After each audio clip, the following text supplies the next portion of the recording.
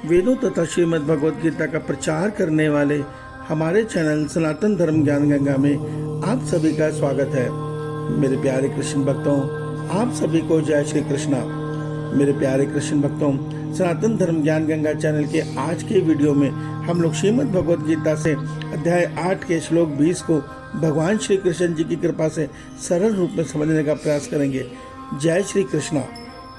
मेरे प्यारे कृष्ण भक्तों, श्रीमद् भगवद गीता के अध्याय 8 के श्लोक 17, 18, 19 में भगवान श्री कृष्ण जी ने हमें यह सत्य बताया, दैत्यलोक, सूर्यलोक, सूर्यमंडल, सौरमंडल, सत्यलोक, ब्रह्मलोक यह सब काल के अधीन है।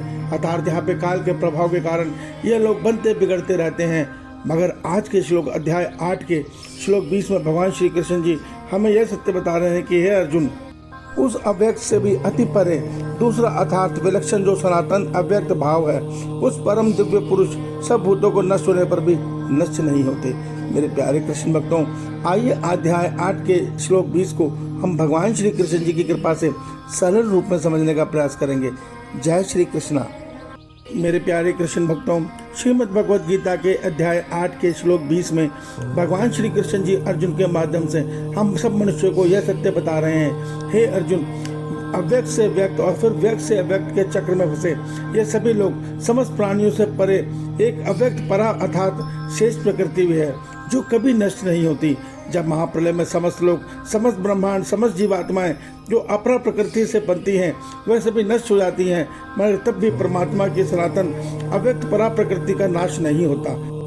मेरे प्यारे कृष्ण भक्तों, आज के श्लोक में भगवान श्री कृष्ण जी हमें यह सत्य बता रहे हैं कि भले ही समस्त लोग, समस्त धरती, सौरमंडल सब काल के अधीन होने के कारण नित्य बनते बदलते हुए एक दिन मृत्यु को प्राप्त होते हैं, मगर जो परमात्मा की परा प्रकृति है अर्थात ब्रह्म रूपी शक्ति है, अर्थात ओम रूपी ऊर्जा है, चेतन ऊर्जा है, जिसको हम आत्मा भी कहते हैं, ये कभी नहीं बदलती, ना कभी ये काल के अधीन नहीं है। ये सदैव एक ही रूप में रहती है और इसका कभी नाश नहीं होता। ये जिस रूप में संसार में आती है, इस प्रकृति में आती है, उसी रूप में जब महासर्ग खत्म होता है, महाप्रलय का समय आता है, तो इसी रूप में परम धाम में परमात्मा में जाके लीन हो जाती है। तो भगवान हमें यही फर्क बता रहे हैं कि जो अपरा प्रकृति है वो काल के अधीन है। जिस अपरा प्रकृति के अंदर ये सारा दृश्यमान जगत आता है, ये सारा ब्रह्मांड आता है, ये सारे ब्रह्मांड के पिंड आते हैं, हम सब प्राणी हुए शरीर आते हैं, जो काल के अधीन होने का कारण नित्य इनका क्षय अर्थात ये नित्य घटते रहते हैं और एक दिन मृत्यु को प्राप्त होते हैं। मगर जो परा प्रकृति है वो अविनाशी है, वो अजन्मी है, वो अक्षर है, अर्थात उसका कभी क्षय नहीं होता। वो जिस रूप में परमात्मा से उत्पन्न होती है, महासर्ग के अंत में जब महाप्रलय आती है, उसी रूप में परमात्मा में लीन हो जाती है। तो भगवान हमें कहते हैं इस जड़ चेतन के फर्क को समझो, इस सत्य को समझो, सत असत के फर्क को समझो। तुम आत्मा हो, तुम्हारा कभी नाश नहीं होता। तुम स्वयं को शरीर मानकर क्यों जन्म मरण चक्र में फंसे हो? इस सत्य को जानो। तुम ब्रह्मलोक भी पालोगे तो वहां पे भी मृत्यु का खेल चलता है, अर्थात वो लोग भी मिलकर छिन जाता है।